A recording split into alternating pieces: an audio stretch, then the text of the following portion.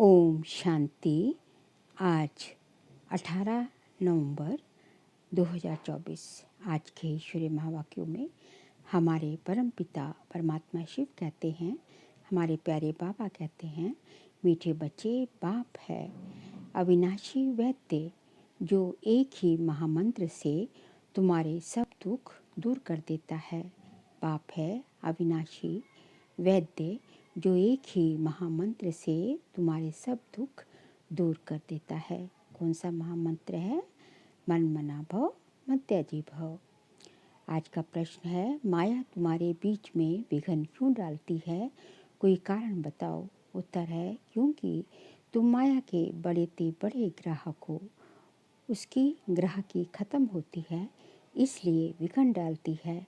जब अविनाशी वैद्य तुम्हें दवा देता है तो माया की बीमारी उथलती है, मतलब बाहर निकलती है। इसलिए विघ्नों से डरना नहीं है। मन मनाभव के मंत्र से माया भाग जाएगी। ओम शांति।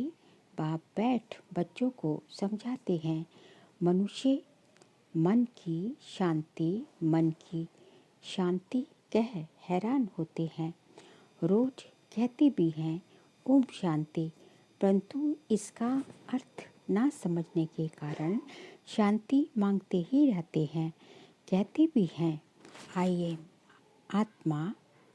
आत्मा अर्थात आई एम साइलेंस। हमारा स्वधर्म है साइलेंस। फिर जबकि स्वधर्म शांति है तो सिर्फ मांगना क्यों? अर्थ ना समझने के कारण फिर भी मांगते रहते हैं। तुम समझते हो ये रावण राज्य है, परंतु फिर भी मांगते रहते हैं। तुम समझते हो कि ये रावण राज्य है, परंतु फिर भी मांगते रहते हैं।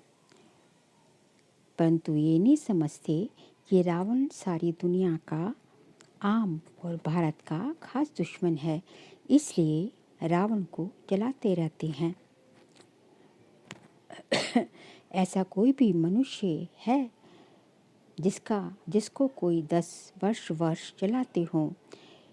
इनको तो जन्म जन्मांतर कल्पांतर जलाते आए हैं, क्योंकि ये तुम्हारा दुश्मन बहुत बड़ा है। 5 विकारों में सब फंसे हैं। जन्म ही भ्रष्टाचार से होता है तो रावण का राज्य हुआ। इस समय अथाह दुख है, इसका निमित्त कौन? रावण। ये कोई को पता नहीं दुख किस कारण होता है। ये तो राज्य ही रावण का है। सबसे बड़ा दुश्मन ये है।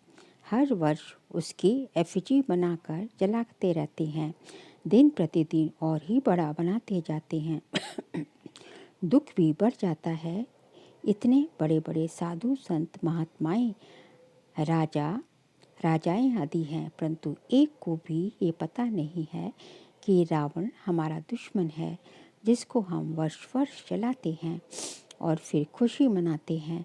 समझते हैं रावण मरा और हम लंका के मालिक बने, परंतु मालिक बनते नहीं। कितना पैसा खर्च करते हैं। बाप कहते हैं, तुमको इतने अनगिनत पैसे दिए, सब कहाँ गवाए? दशहरे पर लाखों रुपए खर्च करते हैं। रावण को मारकर फिर लंका को लूटते हैं। कुछ भी समझते नहीं। रावण को क्यों जलाते हैं?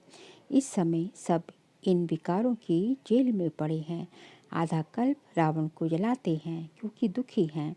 समझते भी हैं रावण के राज्य में हम बहुत दुखी हैं।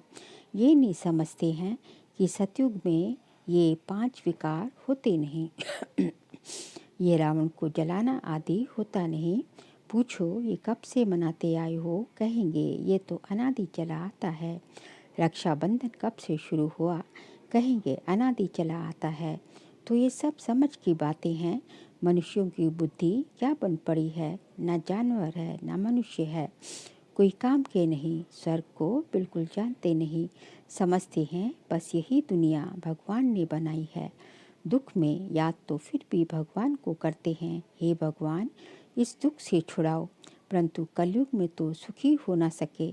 दुख तो जरूर भोगना ही है, सीढ़ी उतरनी ही है। नई दुनिया से पुरानी दुनिया के अंत तक के सब राज बाप समझाते हैं। बच्चों से पुरानी दुनिया बच्चों के पास आते हैं तो बोलते हैं कि सब दुखों की दवाई एक है, अविनाशी वैद्य है ना। 21 जन्मों के लिए सबको दुखों से मुक्त कर देते हैं।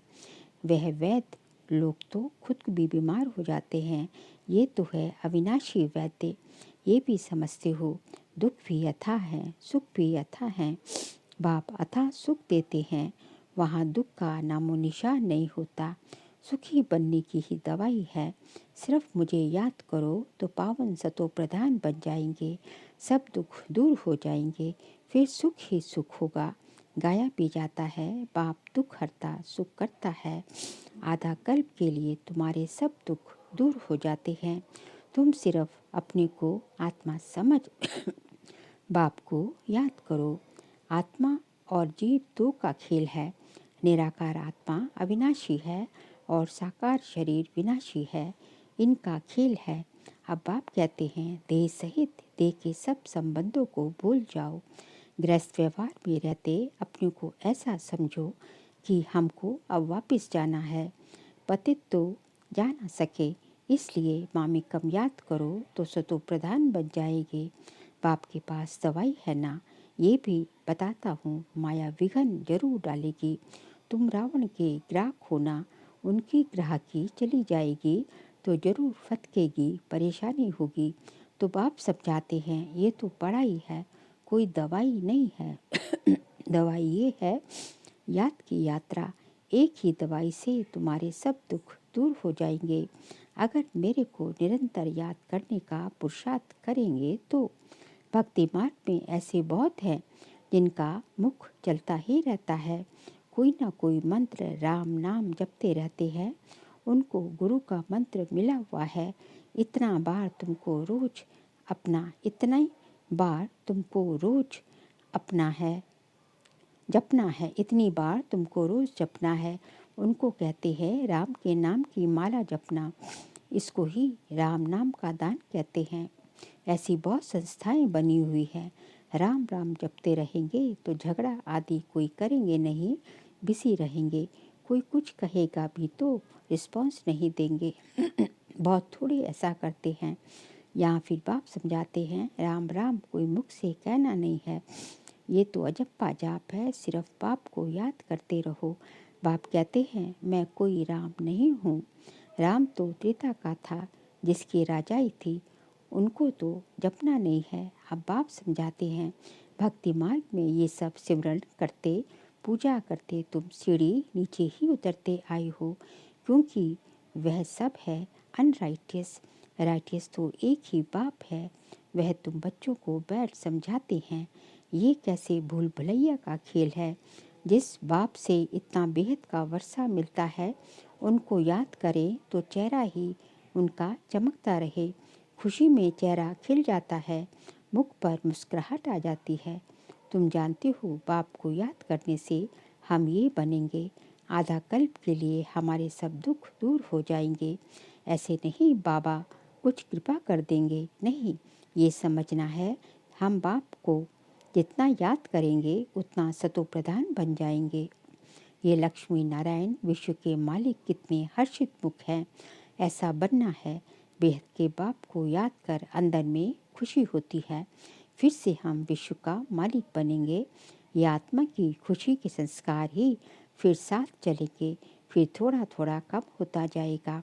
इस समय माया तुमको बहुत हैरान करेगी। माया कोशिश करेगी तुम्हारी याद को भुलाने की। सदैव ऐसे हर्षित मुख रह नहीं सकेंगे। जरूर कोई समय गुटखा खाएंगे। मनुष्य जब बीमार पड़ते हैं तो उनको कहते भी होंगे, शिव बाबा को याद करो, परंतु शिव बाबा है कौन ये किसको पता नहीं। तो क्या समझ याद करें, क्यों याद करें। तुम बच्चे तो जानते हो, बाप को याद करने से हम तमो प्रधान से सतो प्रधान बनेंगे। देवी देवता सतो प्रधान है ना, उनको कहा ही जाता है डीटी वर्ल्ड। मनुष्यों की दुनिया नहीं कहा जाता। मनुष्य नाम होता नहीं। फलाना देवता वह है डीटी वर्ल्ड, ये है ह्यूमन वर्ल्ड। ये सब समझने की बातें हैं। बाप ही समझाते हैं। बाप को कहा जाता है ज्ञान का सागर। बाप अनेक प्रकार की समझानी देते रहते हैं, फिर भी पिछाड़ी में महामंत्र देते हैं। बाप को याद करो तो तुम सतो प्रधान बन जाएंगे और तुम्हारे सब दुख दूर हो जाएंगे। कल्प पहले भी तुम देवी देवता बने थे। तुम्हारी सीरत देवताओं जैसी थी। वहाँ कोई भी उल्टा सुल्टा बोलते नहीं थे। ऐसा कोई काम ही नहीं होता। वह है ही डीटी वर्ड, ये है ह्यूमन वर्ड। फर्क है ना। ये बाप बैठ समझाते हैं। मनुष्य तो समझते हैं डीटी वर्ड को लाखों वर्ष हो गए। यहाँ तो कोई को देवता कह नहीं सकते। देवताएं तो स्वच्छ थे। महान देवता देवी देवता को, महान आत्मा देवी देवता को कहा जाता है। मनुष्य को कभी नहीं कह सकते। ये है रावण की दुनिया। रावण बड़ा भारी दुश्मन है। इन जैसा दुश्मन कोई होता नहीं। हर वर्ष तुम रावण को जलाते हो। वह है कौन, किसको पता नहीं। कोई मनुष्य तो नहीं है। ये है 5 विकार, इसलिए इनको रावण कहा जाता है। 5 विकारों का राज्य है ना।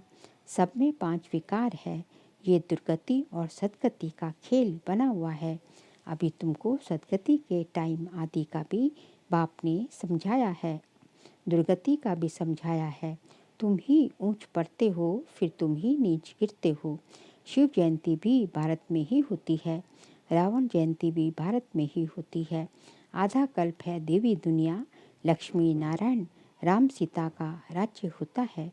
अभी तुम बच्चे सबकी बायोग्राफी को जानते हो। महिमा सारी तुम्हारी है। नवरात्रि पर पूजा आदि सब तुम्हारी होती है। तुम ही स्थापना करते हो।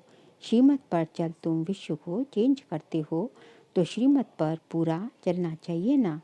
नंबरवार पुरुषार्थ करते रहते हैं। स्थापना होती रहती है। इसमें लड़ाई आदि की कोई बात नहीं। अभी तुम समझते हो ये पुरुषोत्तम संगम युग है ही बिल्कुल अलग। पुरानी दुनिया का अंत, नई दुनिया का आदि।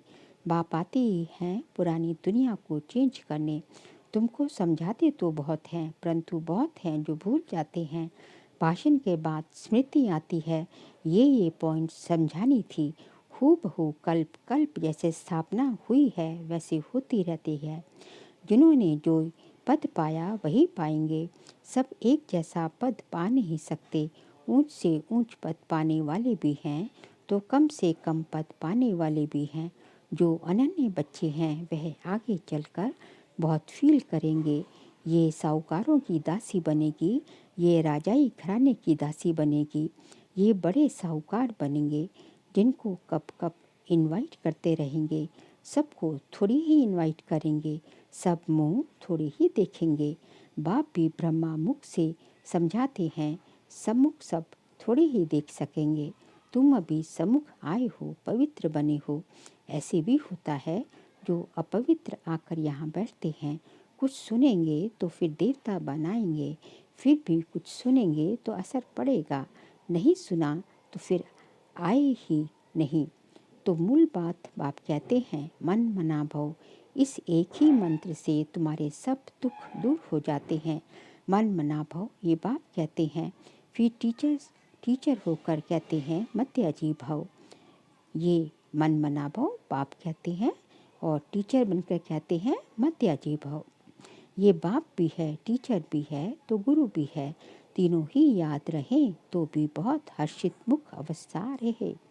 बाप पढ़ाते हैं, फिर बाप ही सांस ले जाते हैं। ऐसे बाप को कितना याद करना चाहिए।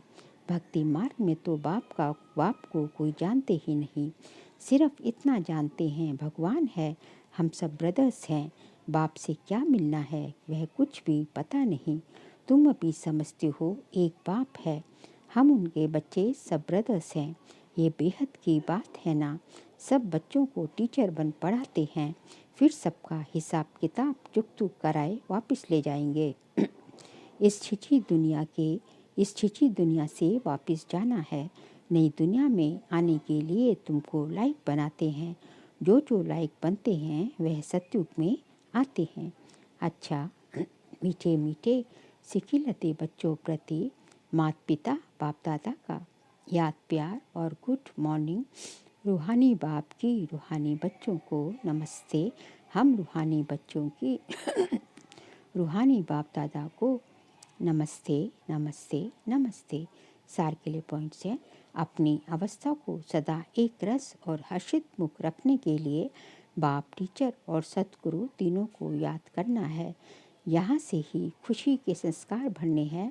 वर्षे की स्मृति से चेहरा सदा चमकता रहे। सेकंड पॉइंट, श्रीमत पर चलकर सारे विश्व को चेंज करने की सेवा करनी है। 5 विकारों में जो फंसे हैं उन्हें निकालना है। अपने स्वधर्म की पहचान देनी है।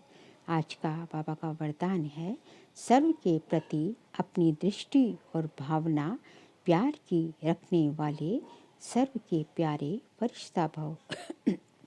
सर्व के प्रति अपनी दृष्टि और भावना प्यार की रखने वाले सर्व के प्यारे फरिश्ता भव।